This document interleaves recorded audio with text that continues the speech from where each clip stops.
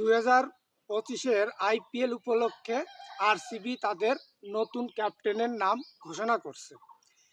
বিরাট কোহলি থাকতে ভারতীয় কোনো ইয়ং প্লেয়ারকে যদি ক্যাপ্টেন্সির দায়িত্ব দেওয়া হয়, তাহলে আরসিবির ফ্যানরা যে কী ধরনের বিতর্ক বা কী ধরনের সমালোচনা করবে, এটা আরসিবির টিম ম্যানেজমেন্ট খুবই ভালো জানে।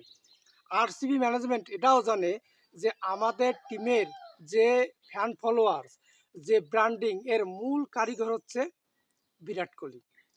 তো এই জিনিসগুলো ওরা বুঝতে পাইরা যখন রজত পাতিদারের নাম একজন ক্যাপ্টেন হিসেবে ঘোষণা করবে, তখন দেখছে কি, যদি এইটা আমরা করি বা কোনোভাবে আমাদের মুখ থেকে বেরোয় যায়, তাহলে আমাদের দলের আর কোনো সাপোর্টার থাকবে না, আমাদের মার্কেট শেষ হয়ে যাবে।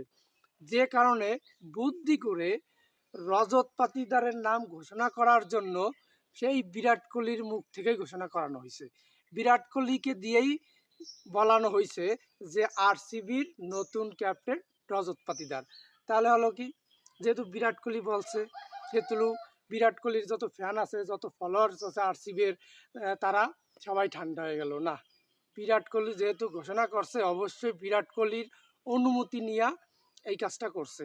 হয়তোবা বিরাট কোহলিকে ক্যাপ্টেন্সি করার দায়িত্ব দেওয়া হয়েছিল বা চাইছিল, বিরাট কোহলি নেয় নাই, যে কারণে রজত পাতিদারকে নেওয়া হয়ে গেছে। এখন আমি যেটা মনে করি, আমি একজন আরসিবির ফ্যান হইয়া, যে আরসিবি যদি রজত পাতিদারকে ক্যাপ্টেন বানায়, বিরাট কোহলিকে ক্যাপ্টেন না বানায়, এটা একটা গুড ডিসিশন। বিরাট কোহলিকে ফ্রিলি ছেড়ে দিতে হবে, তুই শুধু ব্যাট করবি, এইয়া বলিয়া।